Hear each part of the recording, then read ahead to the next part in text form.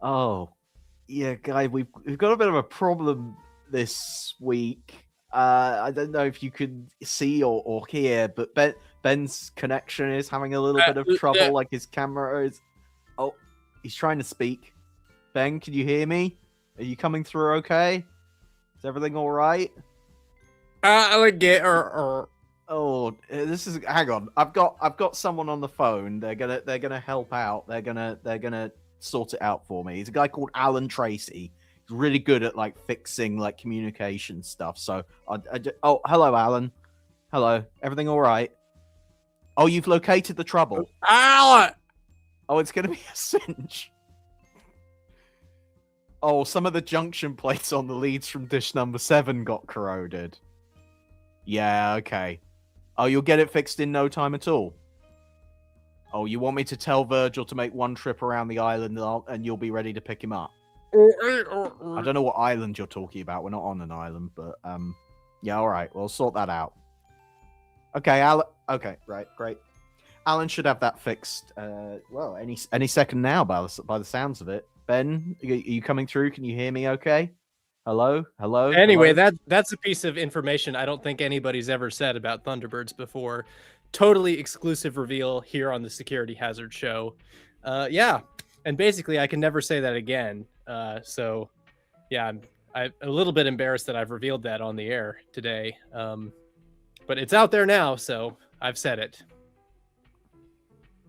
Oh dear.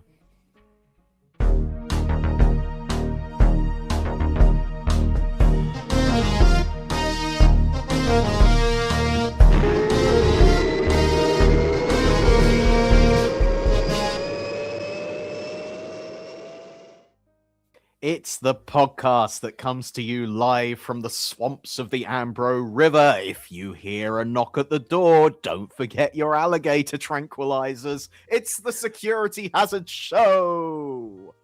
Well, hey, and your host is a man, they say, that in his former life, he was known as Mr. Files.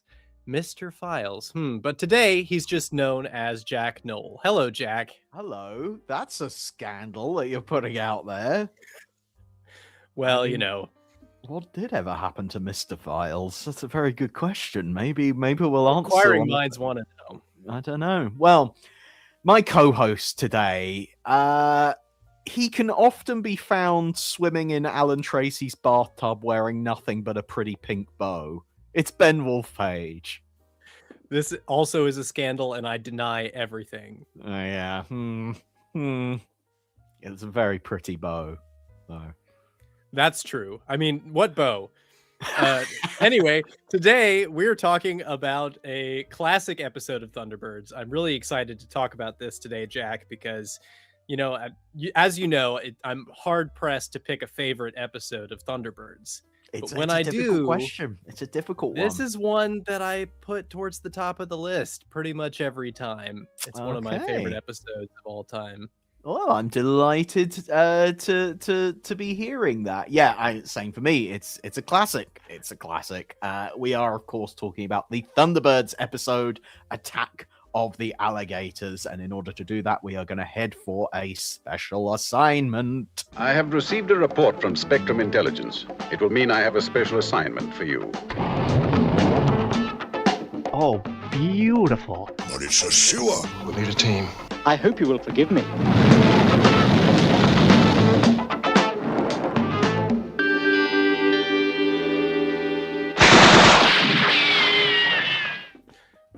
Jack, what's the matter? You've been laughing the whole time that intro was playing. You didn't like my alligator impersonation? Well, I don't think anyone heard it is the problem. I think I cut you off too soon, so I'm going to have to ask for the benefit of everyone else.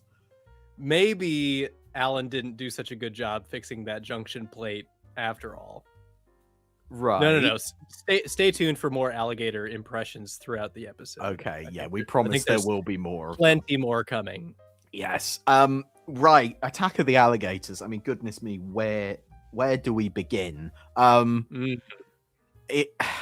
suppose we should start with a quick plot summary. Yeah. I mean, if you're listening to a podcast about Attack of the Alligators, you probably know what it's about, but Well, Uh, and the clue is in the title, to be fair. 2 words. 2 words, folks. Giant alligators. Giant alligators? Well, yes, indeed. So basically, there's a character called Mr. Blackmer who has gone to visit a lonely little house in the swamps of South America, I think. I'm pretty sure it's South America. Pretty much. And he learns that there are some scientists there who are developing a new drug called theramine, which has the ability to make animals grow giant, with the intention that this will solve the world's food shortage by increasing the meat output of all the animals. Sounds very sensible. Unfortunately, Blackmer is accompanied by a villainous character called Culp driving the boat, and he hears about this drug, this wonderful drug, and thinks, I'm going to get in on the action, and I will steal said drug. But in doing so, he accidentally knocks it down the drain. All the drug gets out into the swamp, the swamp is inhabited by a family of alligators who look suspiciously like crocodiles. We'll get into that. Anyway, overnight, off screen, the alligators grow gigantic, and they start attacking the house and attacking the boat, and basically trap all the scientists and all the people inside of the house. Meaning that who on earth will come and save them? Well, of course, it's a job for international rescue in pretty much the weirdest thing that they've ever encountered. Would you agree, Ben? I think outside of the TV21 comics, where some strange things happened, this is probably the least Thunderbirdsy episode in some ways. That sort of giant monster concept, yes, is a little bit more fanciful or fantastic or fantasy-esque than you would normally see in an episode of Thunderbirds. Yes, but it's just so well played. Yeah, that nobody minds. Well, and it's so they go to great lengths to kind of ground it as like a scientific thing. Like you can, if you stretch the imagination a little bit, believe that there is a rare plant in the depths of South America where no one has ever gone before. They find this plant and it happens to have a property that could increase someone's size if they ate it. And it's all very sciencey. I think the fact that it's done within that framework lends it a certain amount of credibility that you need for a Thunderbirds episode. Well, and it's a very Thunderbirds approach to a modern problem, isn't it? Yeah. Where, in Thunderbirds, you don't just like pave a road in a normal fashion. You create a giant road making machine. And how do you solve a shortage of, chicken? You create giant chickens. Giant chickens, yes. The biggest chicken ever. And then you have drumsticks for years. That's the way that problems are solved in the Thunderbirds universe. So in that sense, it makes sense. It makes sense in the context of all the episodes of Supercar, Fireball XL5, Stingray that deal with shrinking. Or giant things in general in relation to the puppets. So kind of an obsession with scale that you see in the Andersons' work. For all those reasons, it feels like it fits, even though it's very much a departure in terms of production methods and the kind of story that they're attempting to tell. Yeah. Of course, based on things like the H.G. Wells novel Food of the Gods, the silent film The Cat and the Canary. I mean, this episode is often praised for being very cinematic. And yes, very much so. There's probably numerous other influences that I'm not mentioning. Ben, are there any others that you can think of? Those are sort of the primary ones, I think. Yeah. I think people talk about Alfred Hitchcock quite a lot as well in relation to certain shots in this episode as well. Certain shots in this episode remind people of Psycho. I've heard that.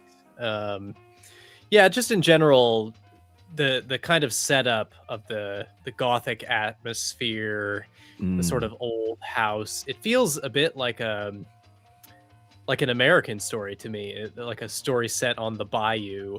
Yeah. Of course, there are alligators in America, but not in South America. So in like the Everglades of Florida, there are alligators. Alligators not so common in South America. Okay. So it feels a bit like something that could be set in Louisiana. So those kinds of like swamp movies. Yes, I'm trying to think actually where the movies, monster movies. Yeah, where do we get the South America thing from for this episode? Is it?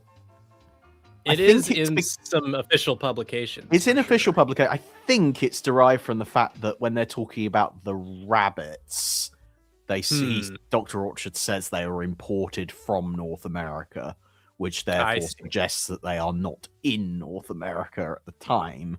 But then, as you say, where are those alligators situated? Then there's certain things about this episode that they don't hold. It doesn't hold up to close scrutiny. I have a number of things. I'm like, wait, why do they do it that way? Why does that happen? I mean, it all adds up to a very exciting, very memorable plot, of course. So you can forgive a lot of the gaps in logic. Well, those things are enhanced by the fact that so many of the ancillary, tertiary elements of the story are so rich and interesting. The character of Mrs. Files, who I alluded to in the intro, she's just a housekeeper, but given so much texture and intrigue. But why is she Mrs. Files? Where's Mr. Files? What's her like history, her deal? She's the one who like suggests that they call international rescue. She's just kind of standing creepily at the top of the stairs. There's all this mystery with her, and then Culp was friends with Lopez, the former owner of the house, who is not in the story but is alluded to quite a bit. He had secret passageways in the house. So there's all this like this weight of backstory. Yeah, it's like, ooh, there's a whole world behind this house, and like why these two scientists are living there alone in the middle of nowhere. Yes, working on this experimental drug that sounds quite dangerous, and perhaps like it could use some peer review, like maybe the scientific a bit community of monitoring and things like that. Yes, would have been a good idea. I suppose that's sort of the stage that they're getting to by welcoming Blackmer into their home. But maybe the work on the drug escalated quicker than they were expecting. They were like, oh wow, this stuff really does work great. Okay, we need to sort this out straight away, call in the professionals. Right. Yeah, so it could have happened like that. Now we need to talk about I was going to say the elephant in the room, but it's more the baby crocodiles that are in the room. So this episode is famous for above all else because the AP Films team, in their infinite wisdom, decided, you know what? We could film this episode by getting baby or mini crocodiles in to double as the giant alligators. And because we film with miniatures and we film with puppets, with the scale and everything, that will look like we've got, real giant alligators on the set.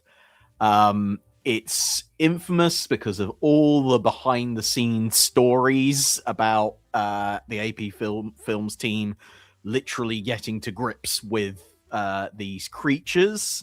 There are so many stories about how they maybe weren't treated very well. You wouldn't make a film like this with the same methods today. Stories about how the baby crocodiles were given electric shocks in order to get them to move. Other stories about when they were trying to get the crocodiles to swim through the water, they would tie them onto rods to kind of push them through the water and stuff like that. Very much kind of using them as props that happen to be living and breathing.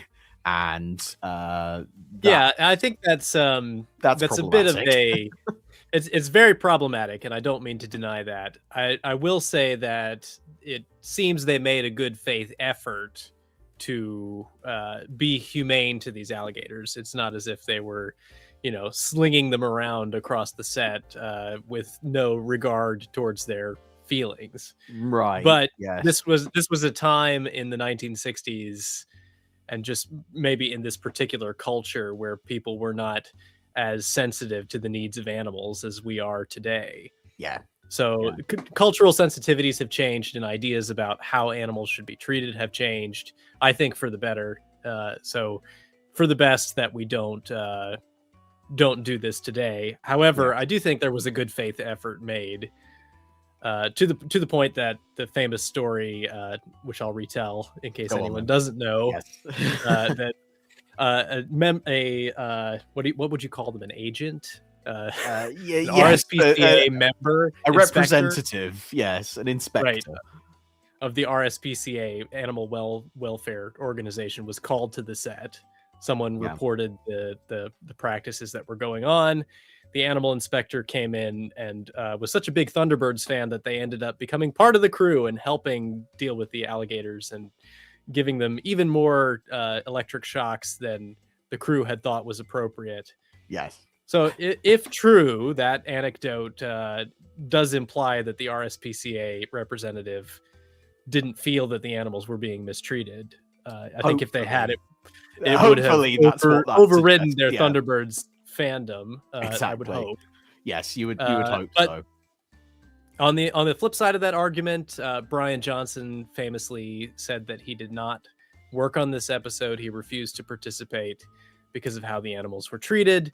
Yes. So however, you have to take that story with a grain of salt, because this was also around about the same time that he was being offered work on 2001: A Space Odyssey, and he had that whole falling out with Jerry Anderson going on. So there's a lot, because this episode is one of those ones that original members of the crew would have been asked about over and over and over again over the years. You can imagine that the stories might have evolved and changed, and memories might have faded, or whatever. So you do have to look at everything within the context, and be absolutely scrutinize it a little bit. But well, and imagine you spend every day working on a show with puppets and spaceships and rockets, and you do that every day, and then one day somebody brings in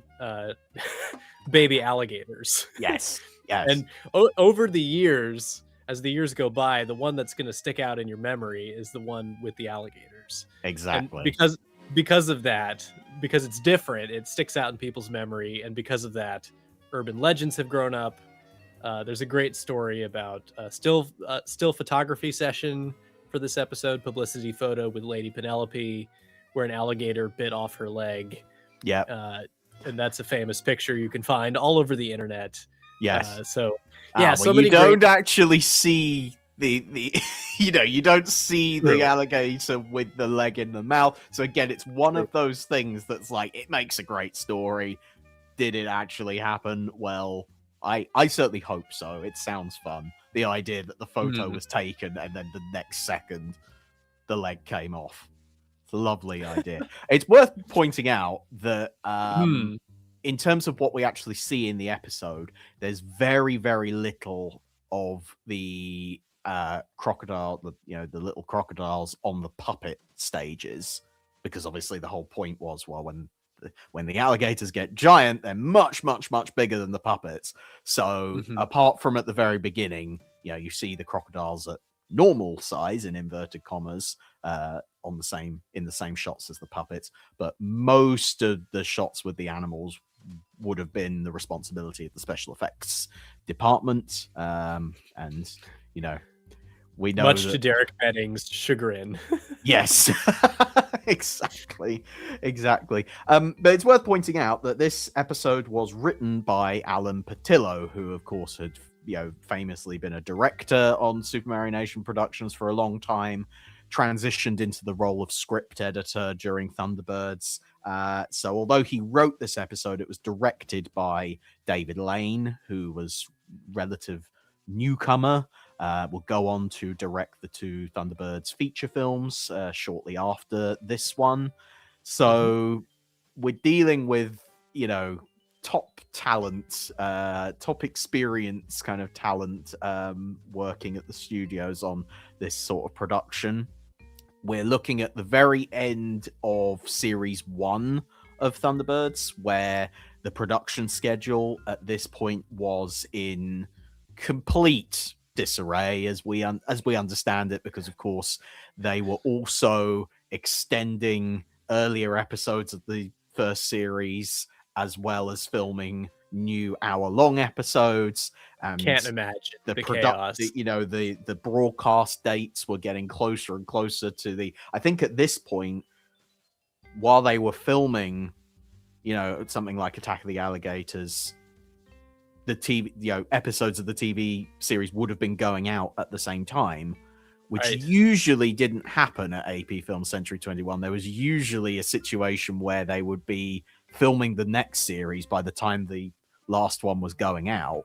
But here things were getting a little bit tight, and they were up against it. So yes, production schedules were fraught, and so incredible strain on the production. And then in the middle of that, they decided to try something completely new and work with live animals under hot lights, which I don't know if you know much about reptiles, Jack. I've actually had some reptile pets over the course of my life. Oh, lovely. And one of the things about reptiles is that they like heat.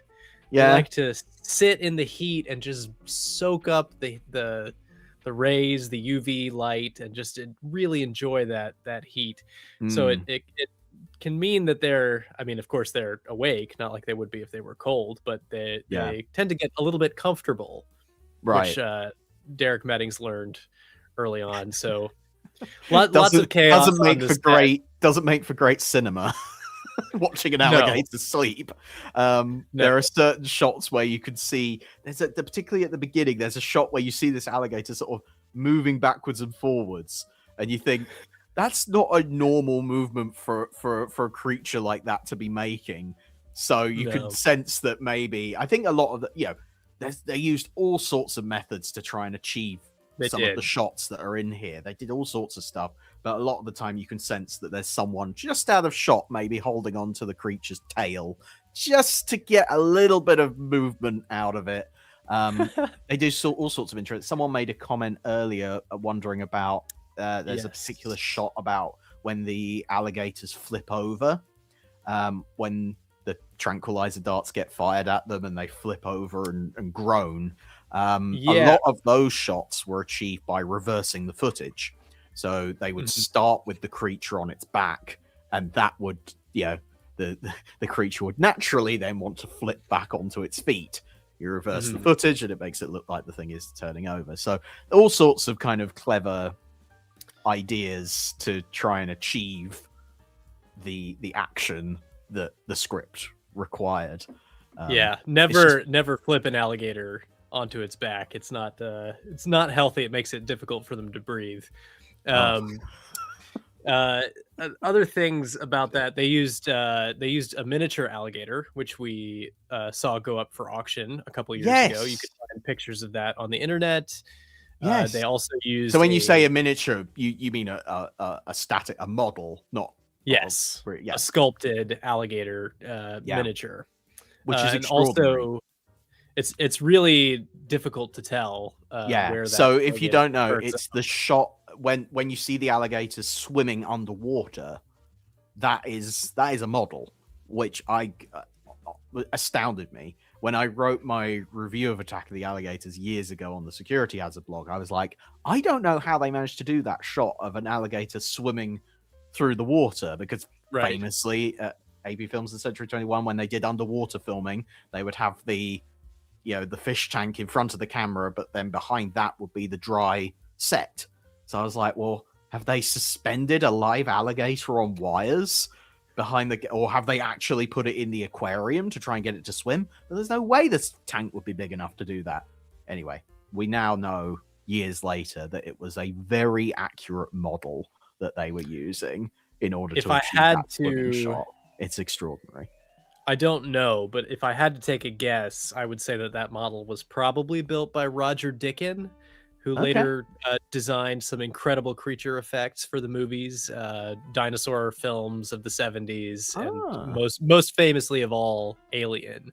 He did a bunch of Alien creature effects Yeah. for that movie. So someone who would go on to a great career sculpting realistic creatures. Yeah. Also, they Incredible. built a foam alligator tail, which you can see in a few shots. To Yeah, get not some of those quite so specific convincing, it has to be said. tail whacking the doors of the house and the various parts of the house. Yeah, Yeah, very clever. I mean, very clever, very dramatic, and every technique in the book to create the illusion that these alligators were actually doing what they were supposed to be doing. yes, Which yeah. I assume they hardly ever were on set. Right, exactly. So yeah, extraordinary stuff. And of course, all of this taking place in a swamp setting, which we don't see much of that sort of thing in Thunderbirds. It's kind of nice to be in a different sort of setting. I think that's one of the things that makes it a distinctive episode is it's as well as the alligator episode, it's the swamp episode. And the amount of foliage and all the water tanks on the sets were dyed green in order to make them look swampy and everything. Not just like a lazy like food coloring green. It's a real genuine. Yeah. I was lucky enough to work on a documentary in a swamp called the Okefenokee, which is in South Georgia near the north part of Florida. Right. And it's amazing how much it looks like what they achieved here in the studio. Yeah. So down to the color of the water, even they got right. Yeah, it does. It looks so effective, and like you could see in behind the scenes photographs on the puppet stage, they were sort of hanging vines and stuff from the puppet bridge and things like that, and really going above and beyond to make it look swampy. And of course, as you said, under the hot lamps and stuff that they were filming in. It must have been been quite some interesting smells. Interesting smells. Because you've got smoke drifting around, and then live alligators next door. Yeah. Water under hot lights. Exactly. It must have been an interesting shoot for sure. I'm sure they were ready to move on by the end of that one. Yeah. And bearing in mind, they were filming 2 episodes simultaneously. So I believe on the other stages at AP Films at the time, they were making the Cham Cham, which is also a crazy ambitious episode featuring puppets skiing and cable cars and all this sort of stuff. So they really were going for it at this point in the production. And I don't think ever again really do they get quite so ambitious as they do here. It really is pushing the boat out. If you'll pardon the pun, it's not really a pun, but I'll claim it's a pun. Yeah, right. Guest characters in this particular adventure. Also, some of the more memorable guest characters. We have Dr. Orchard, voiced by the lovely Ray Barrett. He is accompanied classic Ray Barrett character. Very Ray Barrett character. Of course, we have Hector McGill, his assistant, who they live in the house together all day and go down to the basement. They play around with their plants and their theramine. And are you describing McGill and Orchard, or you and me, Jack? Maybe we'll end up there. Maybe that's where this podcast is experimenting with botany in the basement of Security Hazard HQ. Yes. Except I grow plants that make people smaller. To deal with the excessive. It's a weight loss drug. Brilliant. Yeah, that's how they solve weight loss problems in Thunderbirds. Just make the food smaller. Yeah, exactly. Simple as that. They use Father Unwin's minimizer. Yes. Yeah. There you go. That's it exactly. Yes, so Hector McGill, voiced by Matt Zimmerman, of course, doing his Lovely. best. He has a lovely dramatic line. He goes, "Eat gods, they've been hit!" That's a great one. I also like, this has been tempered with. This is not theremin. Mrs. Just- Files! Mrs. Files. Yes. It's a lovely Matt Zimmerman character. It really is. Speaking of Mrs. Files, that's a Sylvia Anderson performance, and really a really good, creepy character as this housekeeper. One of her stronger roles, I think. Yeah, and very just great kind of design for the puppet and the costume and everything. And the idea that, they give her this backstory, as we've alluded to, she's Mrs. Files. What happened to Mr. Files, we don't know.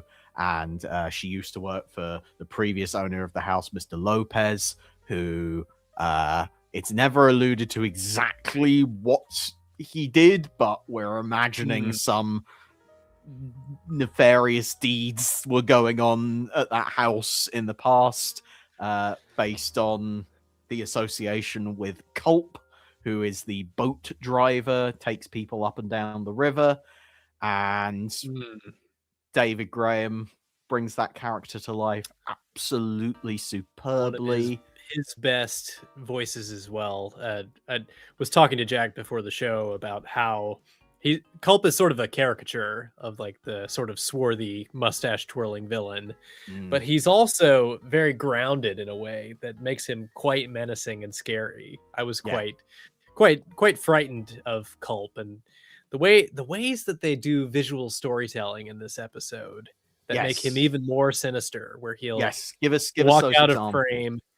Well, so when he's getting the theramine out of the laboratory, he just kind of walks out of frame, and there's a long pause as he's disappeared, and then the lights turn off. It's such a small thing, but it creates this atmosphere of like, oh, he's gone. Where's he gone? What's happening? And then the lights go off, and you're just like, duh. Yeah. It's like, oh. And of course, things like hiding behind the grandfather clock while lightning is flashing upside. Of course, that's terrifying. I really appreciate the shot while all the characters are sleeping, and Mrs. Files has got the keys next to the bed, and they don't show you Culp coming. You don't see a hand coming in taking the keys. You just see the keys on the bedside table, look over to Mrs. Files, and then when you look back, the keys are gone. That's just a little bit of a shadow, and that's it. Yeah. Ooh, the Celestial Toy Gazer 7816 in the chat says Culp's voice is so distinctive. Closest I can compare it to is Big Ben from Four Feather Falls. Yes, it is a similar vibe, similar looking face as well. Actually, there you go. Interesting. Maybe Culp is his great grandson or something. There you go. I love that those two universes together. Tex Tucker ran the villains out of town, and they had to head down south and start their own secret base. I love it. It's great. It all fits together. Fan fiction writers, get on that. I want to read that one. Lovely stuff. Yeah, so we've got a great collection of guest characters, and we spend a lot of time with them, kind of setting them up. So much so that we have to have an unnecessary B plot, C plot, D plot involving the Tracy family on Tracy Island, just to kind of get them involved in the action a little bit sooner. So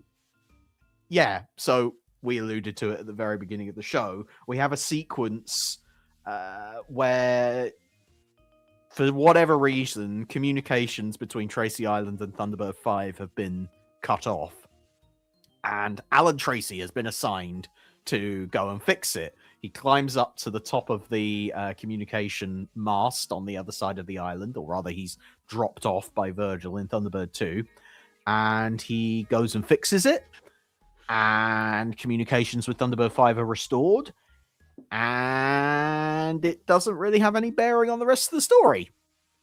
It's so interesting that in a universe with hover bikes and jetpacks and, presumably things like ladders as well, that that the best way to get to the top of this tower, the best way is to fly Thunderbird 2 over top of it and dangle Alan onto it. Yeah. I just think that's a fascinating, again, Very the Thunderbird sensible. solution. And when to he a gets up to the top, of course there's not a safety railing or anything like that No to stop him safety. falling off.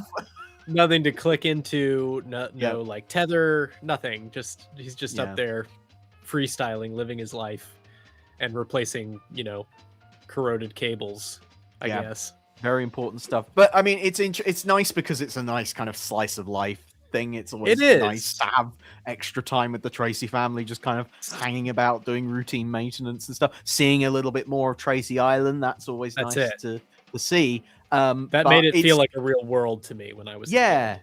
But it is moments like that. interesting how it doesn't have any bearing on the rest of the plot when you consider Mhm. that a lot of the first series of Thunderbirds, they were intentionally adding additional material to the plot of certain of the earlier episodes because they needed to pad out the running time. So they needed to be able to slot in sequences that didn't necessarily affect the major plot, but would kind of add to the running time. So there's all sorts of theories floating around. Maybe this sequence was something that was written for another one of those early episodes as a piece of additional material. It then wasn't needed, and they found a place for it in Attack of the Alligators, because there's a similar sequence as well in the previous episode, the Duchess assignment, with the air display in London. That's another one that just sort of is there, but it doesn't really contribute to anything. There's another possibility, I suppose, that Attack of the Alligators being such a complex episode, maybe they had plans for even more audacious alligator sequences that they just weren't able to film. So they were like, we have got to cut all this stuff, so we just need a new sequence to fill the time. So let's Something just with a little bit more action in the first act. Yeah. Or maybe they were just concerned about not having the Tracy family turning up in the episode for quite a while, so they thought, well, we'll put something in there. So all sorts of reasons why it could be there. It does just stick out weirdly in the fact that it doesn't contribute anything, but it's a nice little bit. And I suppose it does. Penguin Made of Dynamite actually says, is it a foreshadowing for Alan's later accident after he just avoids falling off because he doesn't hook himself to the girder? Yeah, maybe it's just foreshadowing. Maybe it's suggesting it makes you extra aware of Alan's mortality, perhaps. I don't know. Yeah, maybe it's just a bit of foreshadowing. That makes sense. What do you think of the communications disconnect between Thunderbird 5 and Tracy Island? That's sort of a story device that they'd used before. Yes, used a bit more successfully in Danger Ocean Deep. I would say they do a bit. Obviously, they tease more of a story out of it, and of course they do it again in Ricochet as well. God, it feels like Thunderbird 5 is basically a part-time job at this point. It's not working half of the time for different reasons. Definitely need to sit down and have an efficiency meeting to determine the validity of that position. I would think. Yeah, but I do think it's interesting. Yeah, again, it's a nice bit of world building to suggest, okay, there needs to be some sort of beacon down on Tracy Island that links up to Thunderbird 5. It's just weird that it's not mentioned more often, but it's a nice thing. It gives you a little bit of, we're given so little of it in Thunderbirds, this idea of how does this world actually function. It gives us just a little bit of that, which is great. And there's a little bit of a reference to Mateo Island, which is something that you talk about quite a bit in your Finding the Real Tracy Island.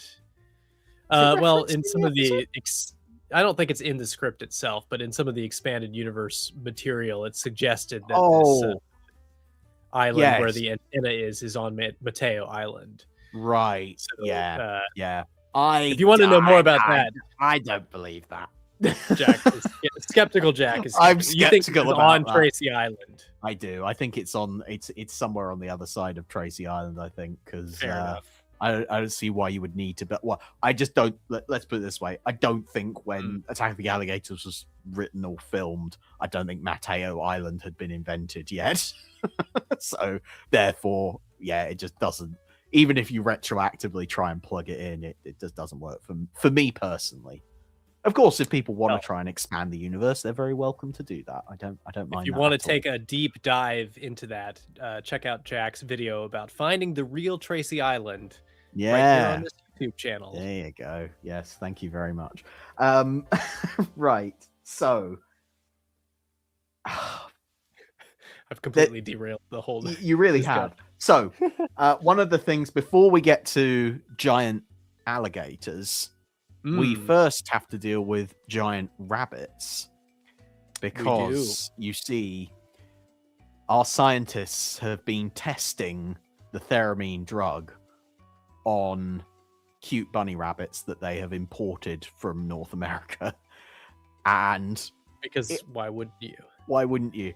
And it's very effectively filmed. You know, they take normal sized bunny rabbits in normal sized cages, and then they take giant bunny rabbits, because you can get certain breeds of rabbit that grow up to be very, very big indeed. They film them in slightly smaller cages to try and make it look like the bunnies have gotten much bigger. Now, ethically speaking, testing your drug on rabbits maybe is not great. But then again, I suppose the whole point of the drug is to try and make animals bigger. So you've got to test it on something, I suppose. But my question is, unfortunately, later in the episode, the entire basement laboratory gets destroyed. The entire house kind of collapses and falls down on top of them. Right. Did anyone think to go down and save the bunnies? It's a good question. It's a good question. I don't think it has a satisfying answer, does it? No, it doesn't. I imagine that they would have, though, because it's not as if the house was so totally destroyed that they wouldn't have gone back into the wreckage to try and salvage what they could. Yeah. So I expect that they went back to look for the rabbits, alive or dead, at the end of the story. But as you say, no satisfactory conclusion to that aspect of the story. I'd like to think so. I like the image of Scott Tracy coming out from the basement, a giant rabbit under each arm. I do like that idea. Just in time for Easter. Yes, exactly. So that's a nice visual. I'm also questioning. So what we see in the episode is a total of 4 giant alligators altogether. There's sort of the 3 that go and attack the house, and then there's one that Gordon encounters later on underwater. It seems odd that those, for one thing, that there are only 4 alligators living in this swamp. You would have thought there'd be quite a few more than that, probably.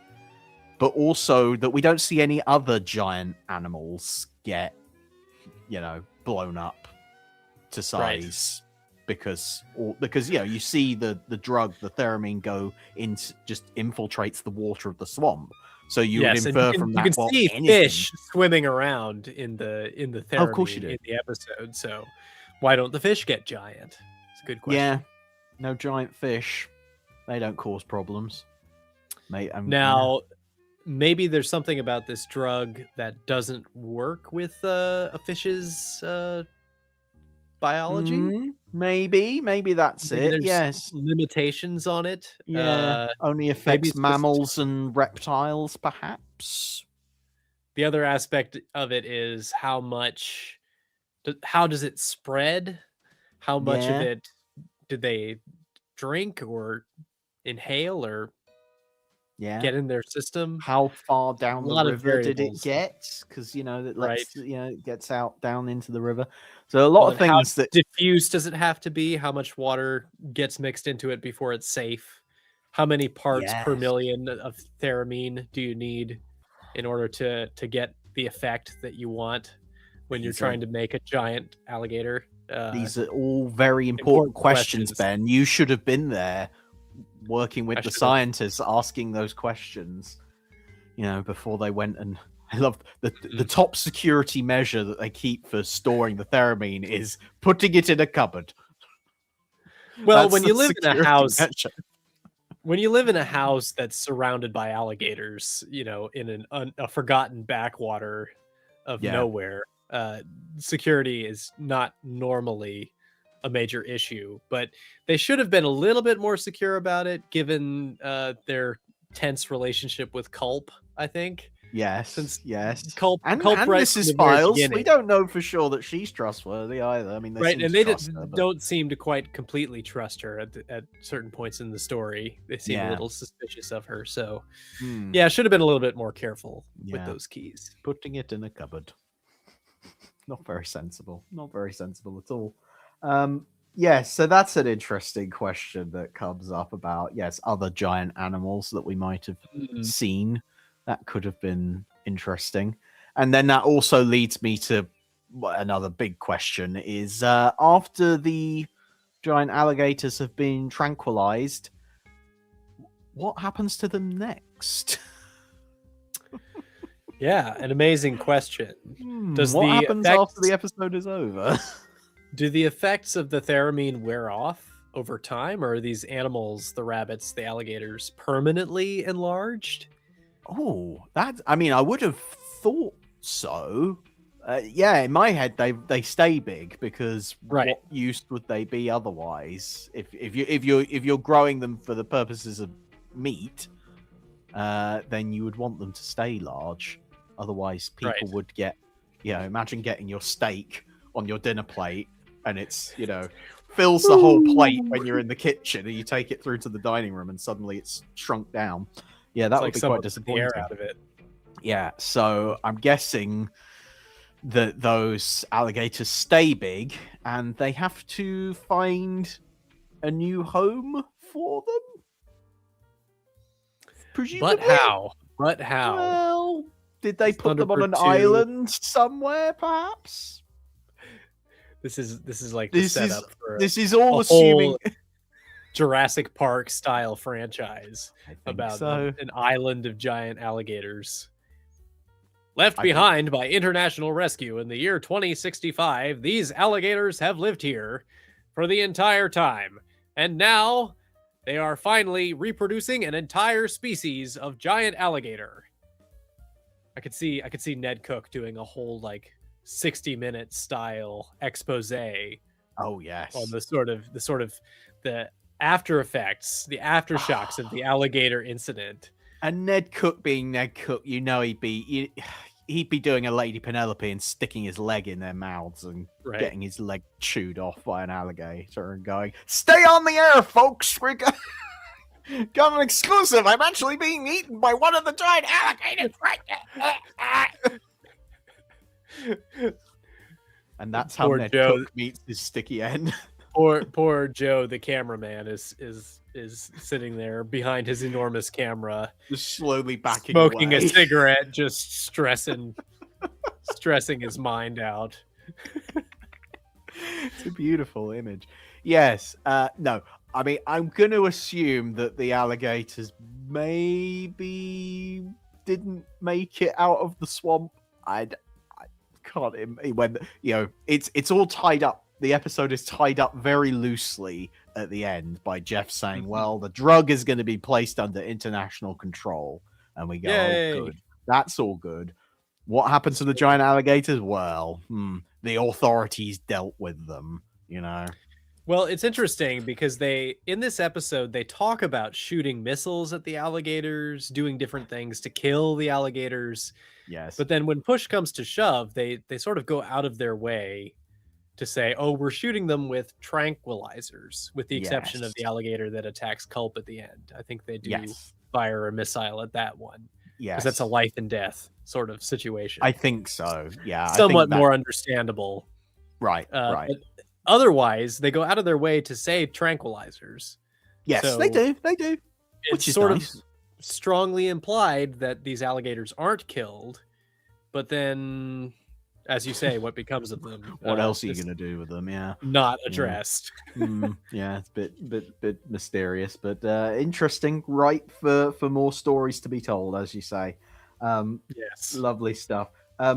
Speaking of Gordon and Thunderbird 4 being used, there's an interesting continuity error in here, which there makes is for some interesting analysis if you think about it. Jeff, when he's dispatching international rescue to go and deal with this impossible situation, he suggests that Virgil should take Pod 6 to the danger zone. But what ends up emerging from that pod is Thunderbird 4, which of course we all know is transported around in Pod 4. That's right. Now, when I was a kid, and I only had access to a grainy old VHS copy of this episode, I was kind of content with the idea that maybe Pod 6 could carry Thunderbird 4 inside it. I was like, oh, maybe they adapt it. Maybe it makes sense to have multiple pods that can perform the same function. That sounds sensible. So I was like, okay, Thunderbird 4 can be carried in Pod 6 sometimes. However, on the shiny Blu-ray releases that we've had in more recent years, you can just about see on the edge of the door, when Thunderbird 2 lifts off and releases the pod, you can see a 4 written on the front of the pod door. So it is very definitely Pod 4 that Virgil ended up taking to the danger zone. Why? Why did he defy Jeff's instructions and not take Pod 6? Fascinating. It's a good question. Was there an off-camera discussion? They were like, look, don't listen to Jeff. He doesn't know what he's talking about. Take Pod 4. That's the right one for that. I know he's gonna have a go about it, but just let him have his moment. Let him boss us about a bit. But we know what we're dealing with here. So we just, yes. Or did Brain step in and weigh in and be like, maybe we actually need to bring Pod 4? Was Brains asserting himself a little bit in this story? Yeah. It's a bit of an odd, it feels a bit tacked on to me. I sometimes forget that Thunderbird 4 is in this story. Right. Well, Iron Crew in the chat says this reeks of a last-minute rewrite to extend the episode as if it were underrunning. And in a way, that makes a little bit more sense. You can imagine that maybe they took Pod 6 because it had the tranquilizer guns in it and had the special hatches for firing the tranquilizer guns. But then at a later point in production, they were like, actually, we do need a bit with Thunderbird 4 in it. So quickly, let's put Pod 4 on the set. No one will notice the difference. So yeah, maybe it was a last minute addition, or certainly maybe points to a rewrite perhaps at some point along the line. Many questions. I don't know. It's interesting. Well, this is an episode that I think would work really well in a sort of shortened package. You could, although it's nice to have all the extra material, you could easily shorten it and make a good story, I think. But Jack, you've actually seen, so there's this was the very first Thunderbirds episode released on a home media format, I think ever. Yes. That format was 8mm.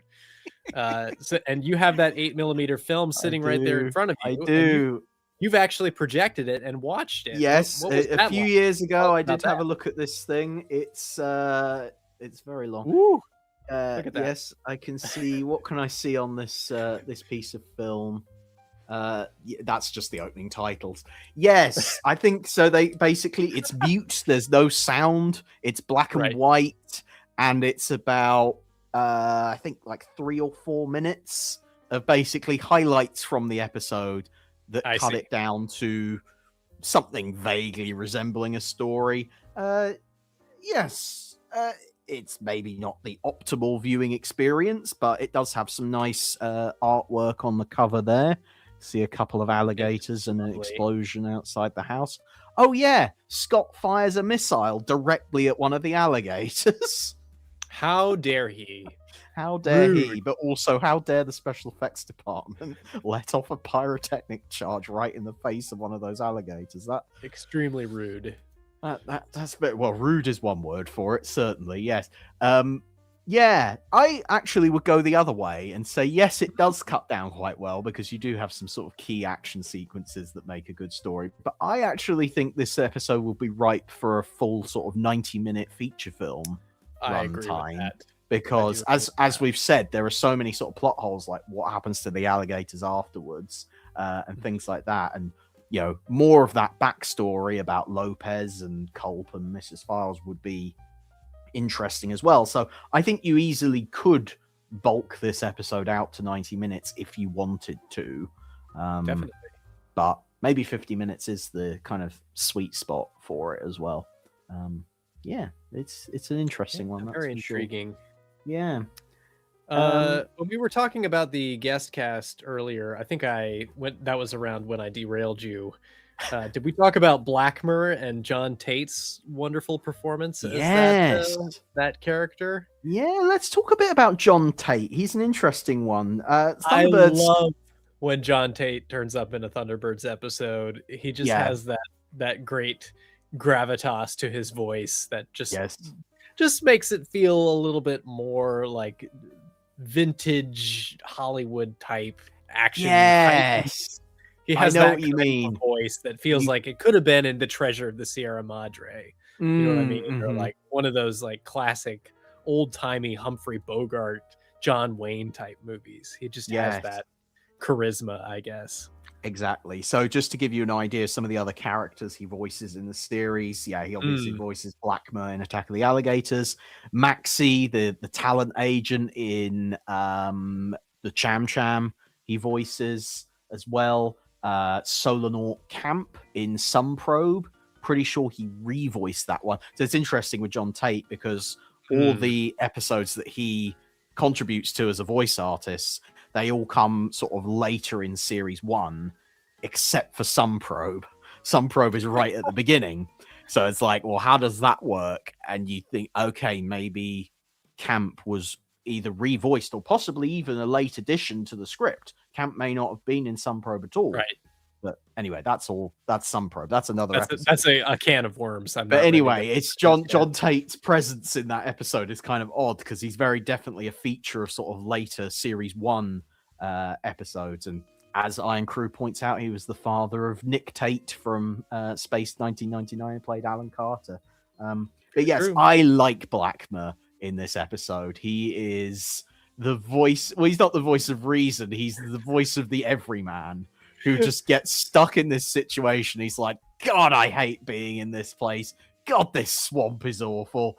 How do you put up with living here? This is just terrible. This whole situation is awful. I love the shot when McGill brings him back in the boat and he's just sitting there with his head in his hands, just sulking on his way back to the shore. Just rethinking every life choice he's ever made up to this moment. Just like, why did I do this? Giant alligators. Well, it's okay. so much to unpack with Blackmer.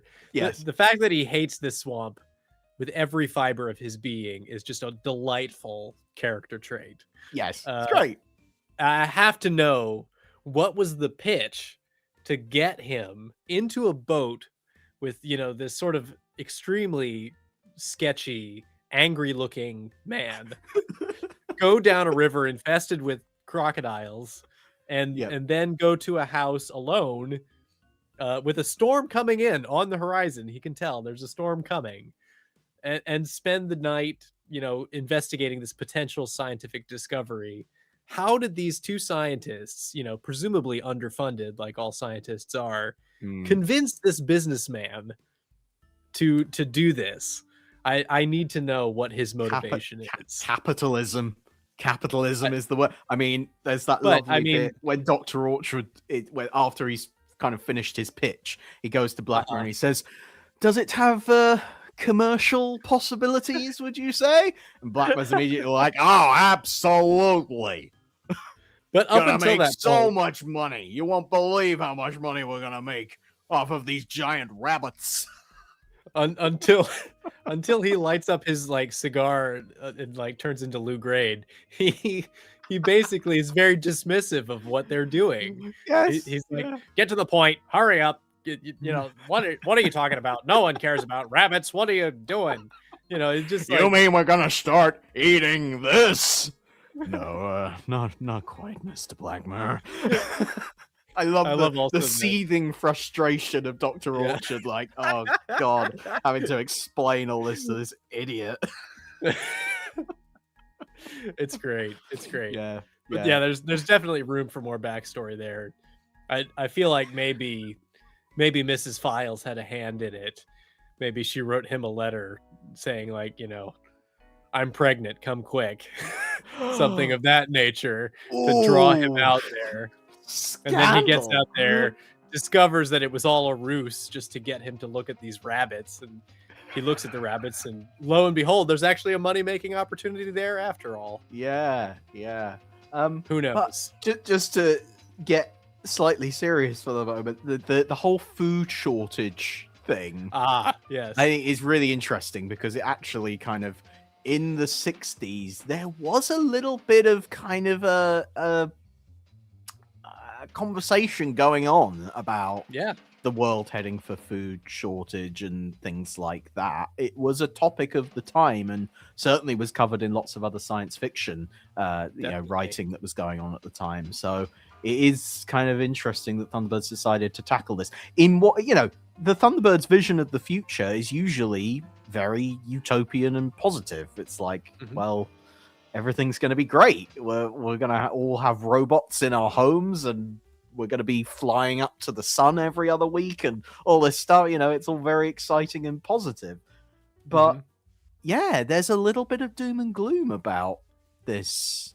A little premise. bit of, the science fiction in like the late 60s and especially in the 70s up until Star Wars kind of blows everything out of the water is very pessimistic. Turns very dark, sort of post moon landing. Yeah. And this sort of like gives a little hint of where the genre is maybe going to head for that decade. Yeah. There's all sorts of stuff that ZPG is a film with Oliver Reed that Derek Meddings contributed some special effects to shortly after leaving Century 21. That deals with population growth. No Blade of Grass, famous British film that deals with the idea of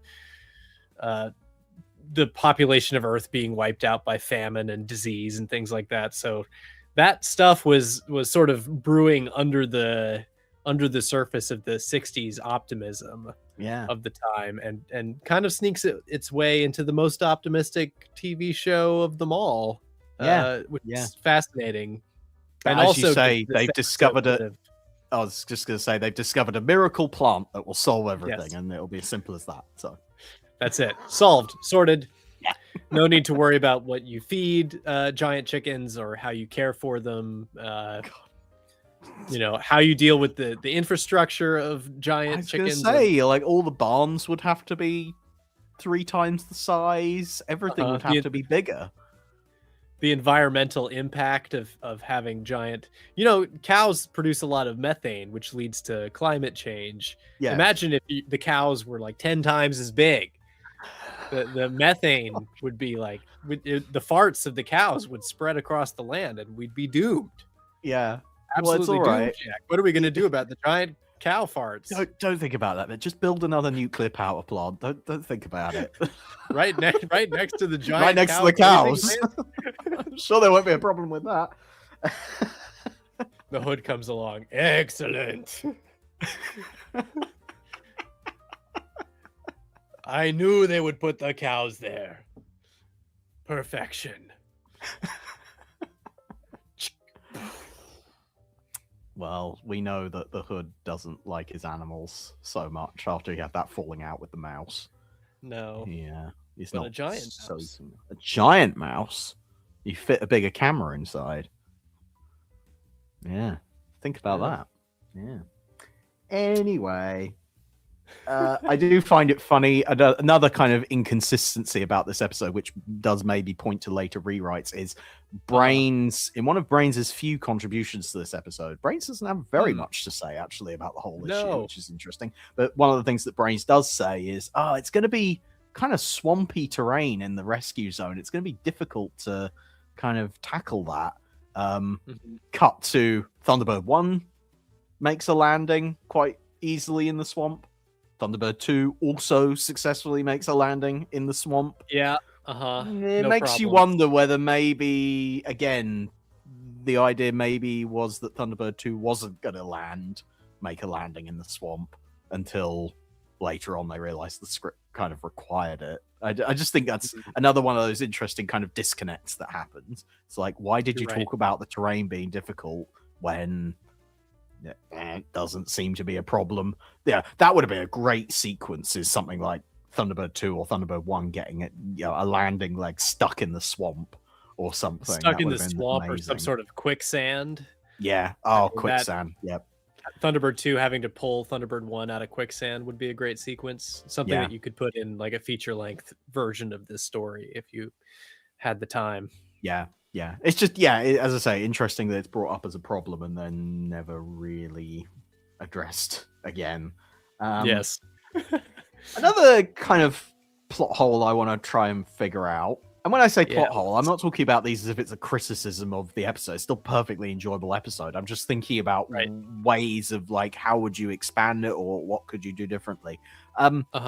Why does Culp go back to the house at all? He's got more theremin.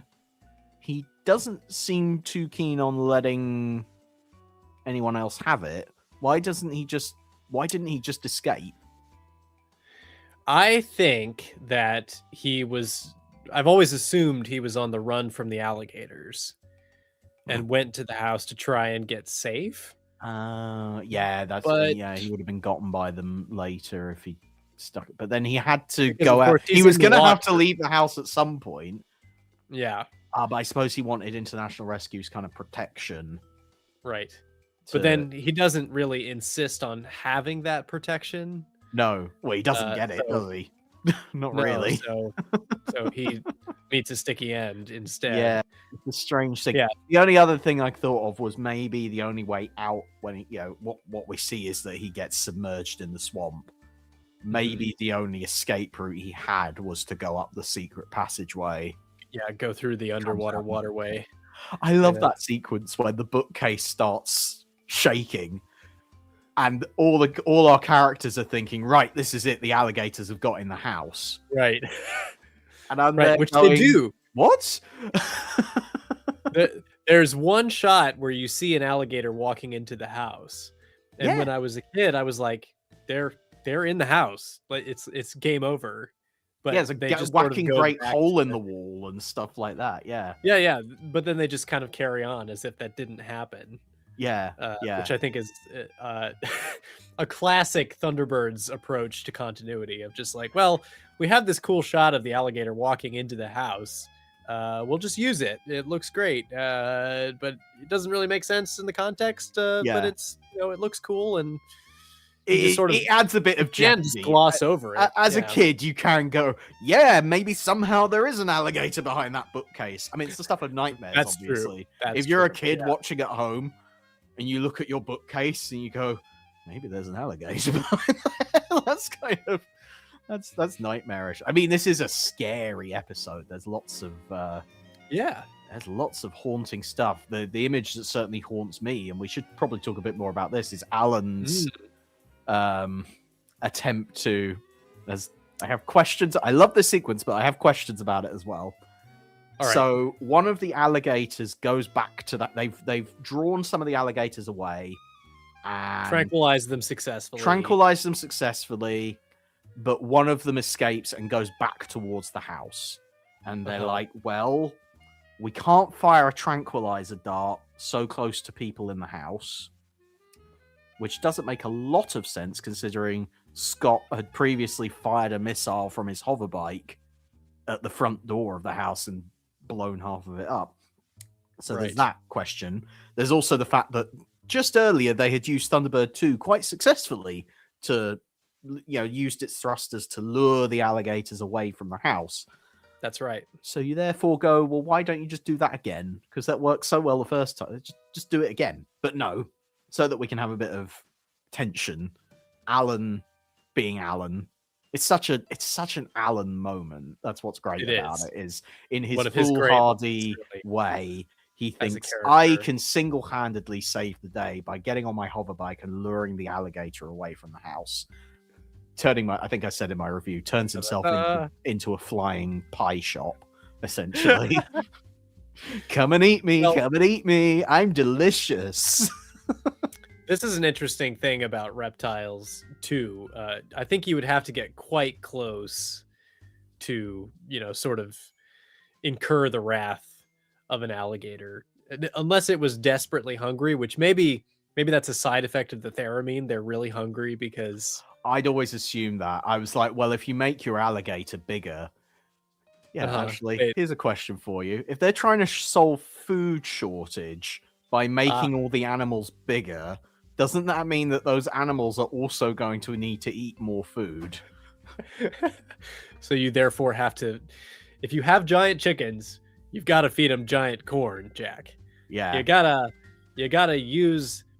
Instead of a minimizer, you need a maximizer to increase the size of the chicken feed. Yeah. No, I don't know. It doesn't really bear that much scrutiny. Yeah. But anyway, the point is that Alan decides he's going to make himself dinner in order to lure the alligator away from the house so that Gordon can get a clear shot with the tranquilizer dart. And it's a fantastic sequence. It's really tense as Alan flies along.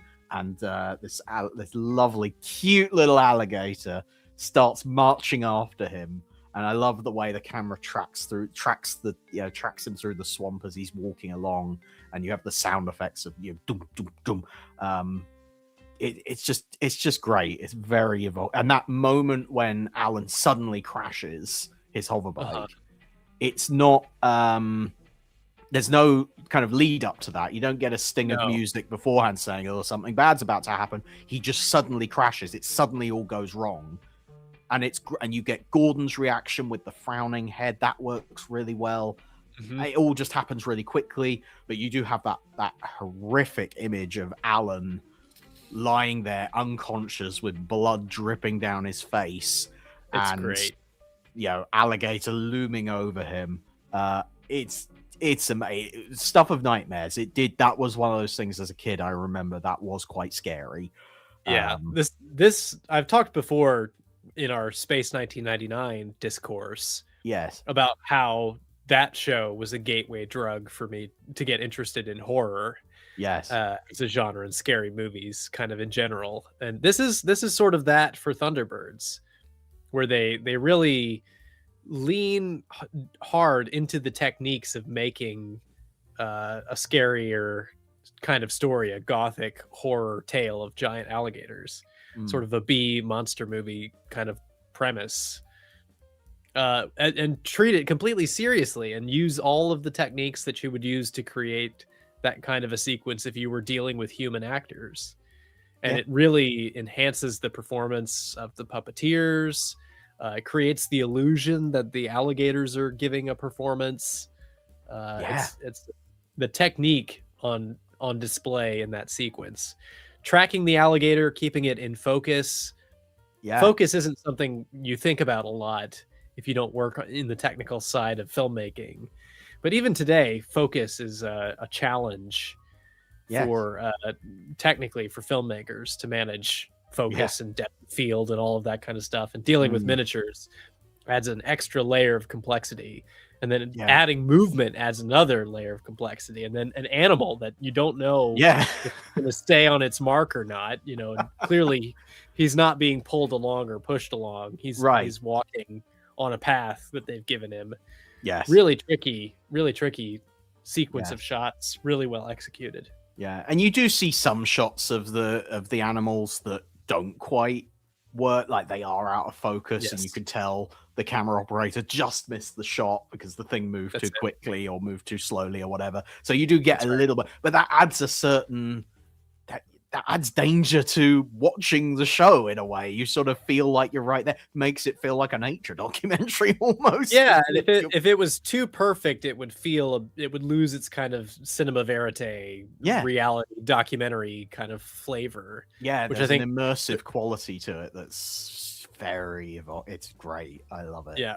Yeah. Part of the magic of Thunderbirds in general, and this episode especially, is the sort of the sense of danger that it could all go off the rails so easily. Yeah. That the sky backing is always just out of frame. The edge of the sky backing is always right there. Something's always on the verge of going wrong because they were working under incredible pressure and conditions. It was not an optimal situation by any means. Yeah. And of course that you wouldn't want to replicate that for a crew today. And so today's stuff feels a lot more, polished and nice, and it's good in its own way. But I love the sense of risk and danger that they actually did put puppets on the same set as the alligators, which is just wild, wild that happened. And that was somebody's job one day. They were going to work. Well, today's the day we turn the alligators loose with the puppets. That's our job today. That's our reality. I might not be coming home tonight, darling.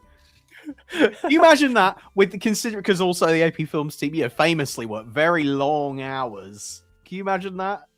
Saying, "Oh, I'll be home late tonight because we're letting the alligators out today," and your husband doesn't come home. They've gone to work at this film studio with these alligators, and they don't come home one night. They're searching for the alligator that got loose in the tank. Yeah. Until 9 p.m. or whatever. Exactly. Yeah. Oh, it's wonderful stuff. Now, just a wild adventure. One last thing that this episode kind of wraps up with, of course, is it's Alan's birthday tomorrow. And poor boy, he's got a little bandage on his head where he cut his head. He came off quite lightly, really. I love it. Nobody actually, when Alan has his accident, no one rushes to go and help him. Once they've tranquilized the alligator, Scott doesn't go out to go and look for Alan. Gordon heads straight down into Thunderbird 4. Virgil stays in Thunderbird 2. So Alan is just left lying in the swamp, bleeding out. With a head injury. For a few minutes, yeah. For a little while there. Nothing happens to him. But anyway, he's all right. And it's his birthday tomorrow. And Tintin has been away for the whole episode. She's not aware. There's no disease or infection in the swamp that he could get into that gaping head wound. There's no need to worry, as far as we know. Yes, but Tintin has come home from a shopping expedition. Yes, because that's what Tintin's doing now. That's Tintin's job. She used to be, doing science on Thunderbird 3. But now she goes shopping. I mean, this is something that happens as the series goes on. Tintin's scientific capabilities get less and less and less, to the point in Ricochet she doesn't even know how to fix a TV. But yeah, so Tintin's been out shopping and she's bought Alan a birthday present. It's in the bathroom. Oh, madam. Oh, love that reaction. It's a fantastic little outro. One of the best attempts at comedy in Thunderbirds, I think. That still actually does kind of work. Like, people talk a lot about how Thunderbirds humor can be a bit kind of cringeworthy and everyone's laughing at the end of an episode and you're like, what are you all laughing at? This one is genuinely quite a nice little joke. Yeah. It plays quite well scripted by Alan Patillo, I think. Yes. There's also an interesting bit where Tintin asks what the rescue was that they just came back from, and Virgil sort of offhandedly, well, you see, there was this house, and Virgil and Scott both kind of they tell the most boring aspects of the story, but they don't lead with giant alligators. They downplay it majorly. Which, of some course, reason. they have to do that in order for the joke at the end to work. It requires that Tintin doesn't know about the alligators. But Which, of course, the first thing you would say if you came back from rescuing someone from a giant alligators was like, guess what I did today? yeah, I saw a giant alligator. I mean, yeah. Anyway, it's quite charming, and there's this sort of like running gag in Thunderbirds that the Tracy boys are sort of lazy and they don't do anything, even though when they're not rescuing people, they're just sort of like, oh yes, we went out. Well, to a they play it swamp off, and they're cool about. I mean, that's one of the they're cool. It's Yeah, one of the that's it, nice they're cool. things about original Thunderbirds that maybe in certain reinterpretations they forget about is it's more entertaining. How am I trying to put this? It's very annoying when the Tracys in any reinterpretation of Thunderbirds go, "Hey, look at that thing we did! Wasn't that so cool? Yeah, we're really cool guys. All the stuff we're doing, isn't it great?" It's just annoying. Whereas in the original, That was a good Thunderbirds- impression of me there, Jack. I appreciate you. Oh, was that you? Oh, I'm terribly sorry. Any likeness to any people living or dead is purely coincidental. No, but in the original Thunderbirds, yeah, they do play things off casually, or they are genuinely quite terrified of certain situations they find themselves in, and that is always quite nice. And yeah, it gives it a bit more, heightens it a bit, I think, to downplay it a little bit. So there we go. And yes, the gift that Tintin reveals at the end of the episode is that she has bought Alan not a baby alligator, but a breed of alligator that is especially tiny. Breed. Yeah. How would you feel if your significant other? I guess you've said you've had reptiles as pets in the past, so I guess it wouldn't be that terrible. I've experienced coming home to to receive the news that my significant other has just brought home a reptile. So that's actually happened. That's actually happened to me. So I know how Alan feels a little bit. I've not been stalked through a swamp by a giant version of that bearded dragon, but did have a bearded dragon waiting for me at home one day. But Alan does seem genuinely quite pleased. He gets the joke, but he actually does seem quite happy about it, which is kind of not what I would have expected. This is an interesting thing, is reptiles actually do make good pets if you are willing to deal with their eccentricities, and if reptiles don't gross you out, if you spend a little bit of time around them, they actually do make quite good pets. Tintin was not far wrong, but they they take a lot of extra work. It's not just like having make sure you consult the RSPCA before you start electrocuting them or anything like that. Yeah, don't electrocute your alligators. Don't please. do that. Don't do that, please. Well, there we go. That was Attack of the Alligators. I mean, stunning episode, really. All-time favorite, really. Yeah, it really is. It's one, actually, when I was a kid, it didn't impress me quite so much, I think, because it's light on vehicles and technology and stuff like that. But certainly nowadays, the slow, creepy atmosphere of the whole thing is just so sumptuous and exciting and different for a Thunderbirds episode. It is trully, as a technical achievement for AP Films, it's up there. It's one of the best things they maximizes the suspense potential of that 50-minute runtime. I'm a big fan of Ray Harryhausen and King Kong and kaiju movies, giant turtles like Gamera. So this feels like a nice intersection of like all those different things. With the Thunderbirds episode thrown in, I'm sold. Perfection. Absolutely. Love it. And indeed, we had lots of comments from our viewers and listeners over on social media. We asked for your thoughts and memories of Attack of the Alligators, and we've got a few right here. In fact, we've got so many, Ben and I are going to trade off on what we read out, but I'm going to start with Simpsons Clips 24. saying, I have a vague memory of watching this episode on BBC Two back in the summer of 2005. I would have been watching exactly those same reruns. That's so funny. Wow. The image that we've used for the YouTube thumbnail, which is Alan, passed out with his head. Alan! Well, there you go. There was that alligator impression. We've been waiting for that. Anyway, sorry. Simpsons Clips 24 says that the image that we've used has been burned into his subconscious for years. It wasn't until I'd rewatched the episode some years ago that I saw it was Alan, not Scott, chasing alligators. Yes, that's one of those things. Some people do mix that up. Ben, Yes. What's your first comment? Rhapsody Angel says, I Hello. really enjoyed this one. 4 of the Tracy brothers are together, which is really nice. And giant alligators attacking a lone house in the middle of nowhere.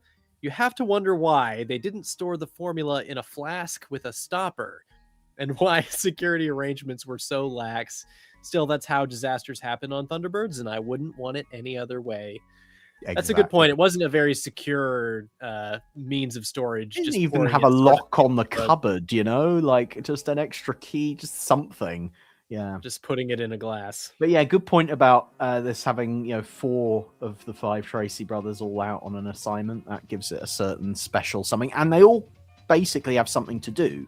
That's what's nice about it as well. They really figure that out. So that's great.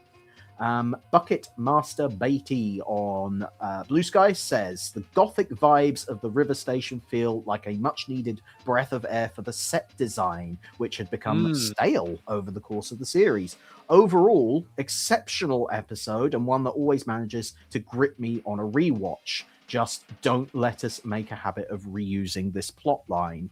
Yes, I just realized I only they gave us a number of comments, and this was just one of them. But one of the other things that they talked about was how they like the plot of this episode, but maybe don't.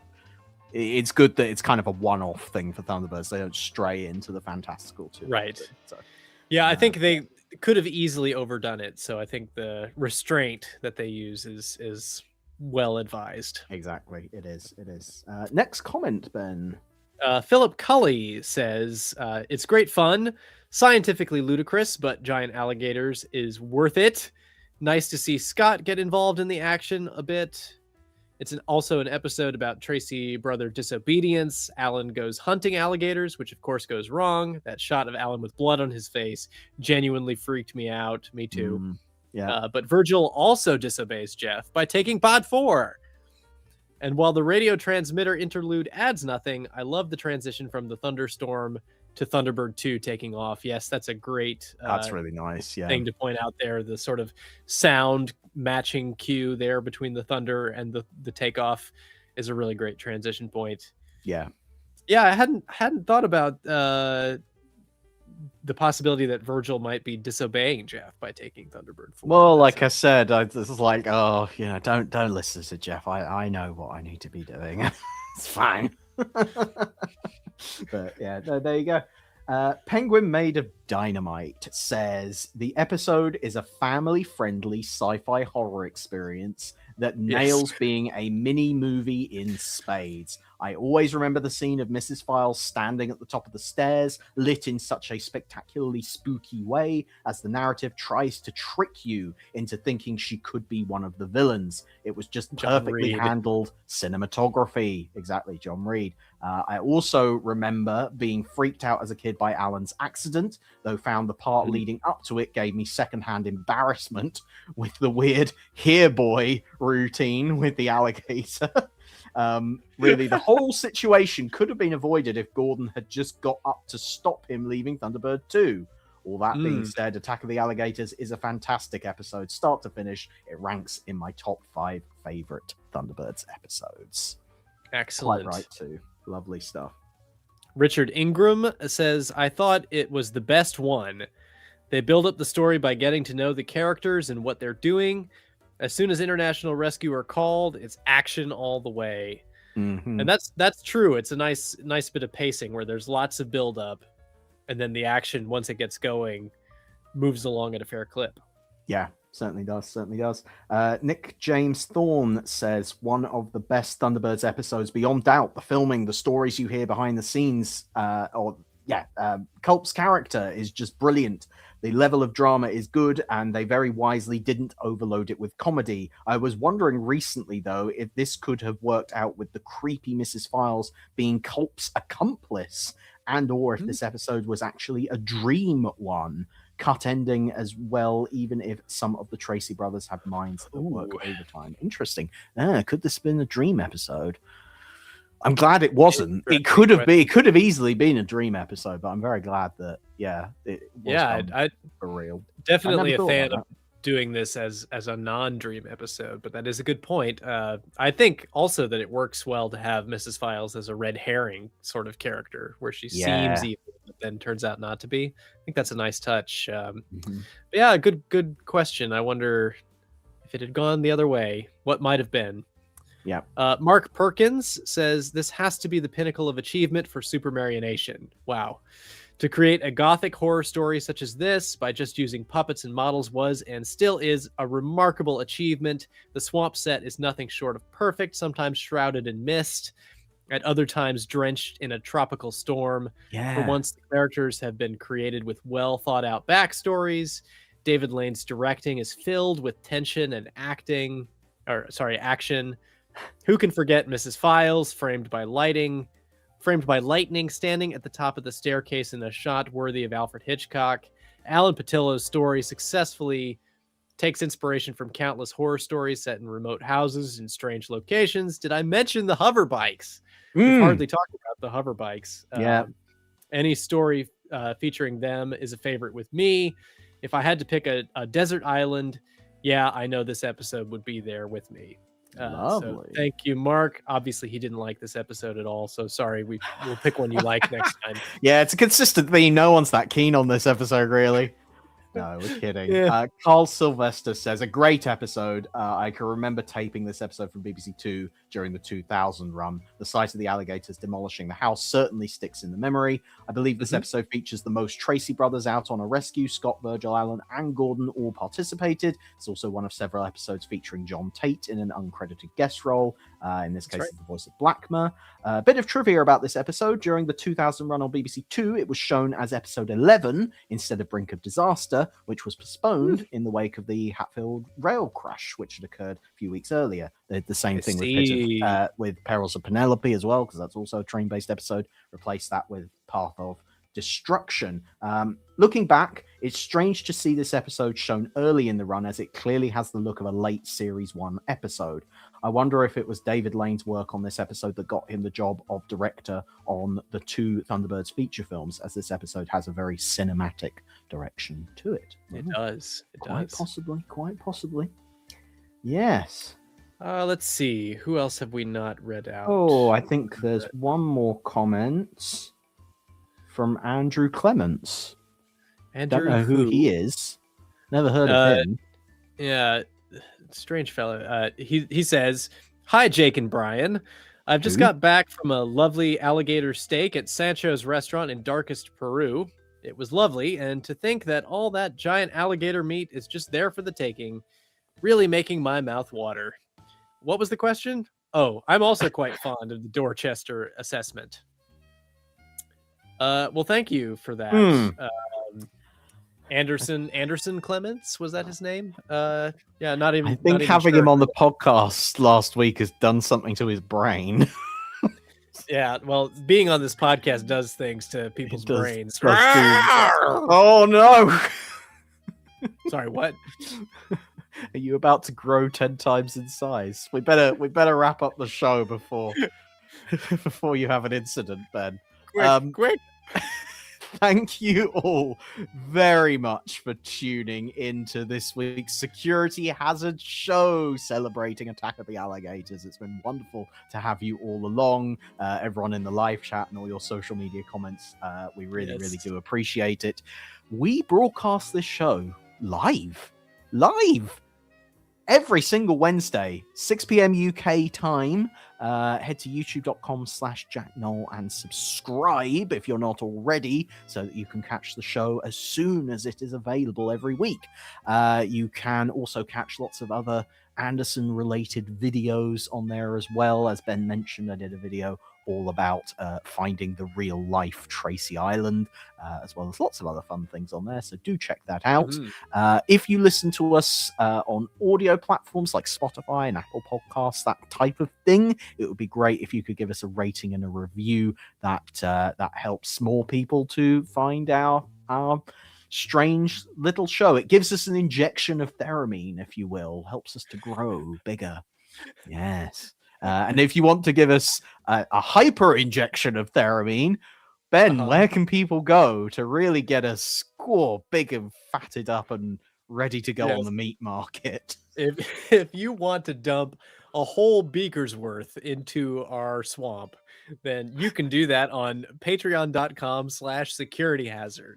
We have a lovely Patreon going there with all sorts of special features and content. Jack has just done a video ranking every dinky toy, every Jerry Anderson dinky toy ever made. Yes, we also have some exciting stuff planned there. We're going to do a Thunderbirds commentary on an episode of Thunderbirds, which I believe our viewers, not just our patrons, but our viewers can all vote, have all voted. And, there's still time. You can head in there. You can. Yes, there's still time. The vote is still open. So head over to patreon.com/securityhazard.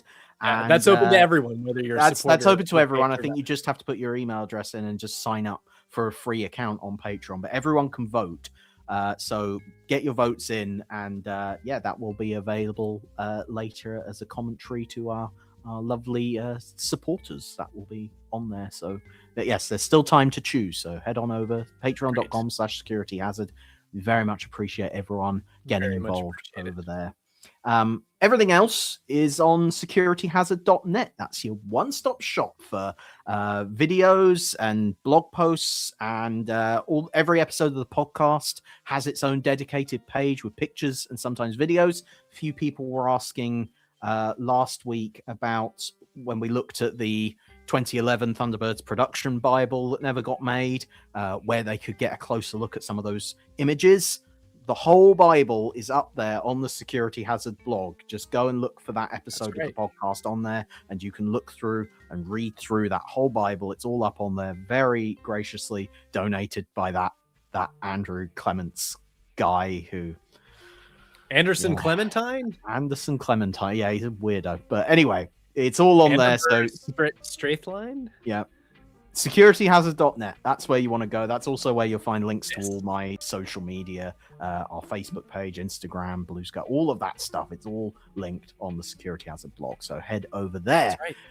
Ben, if people want to find more of your work, where should people be going? Well, they can go to benwolf.page. All of my links are there. Yeah, stay tuned for more on that page. All right, maybe more giant alligator impressions.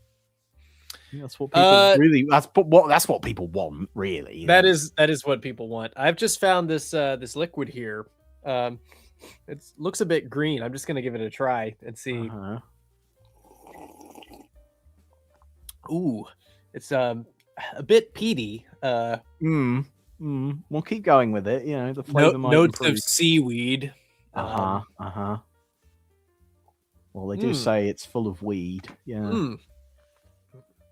That was good. Whoa. Whoa. Whoa. Whoa. Whoa. Whoa. What's he got? Oh no. He's gotten bigger. Oh no. The size.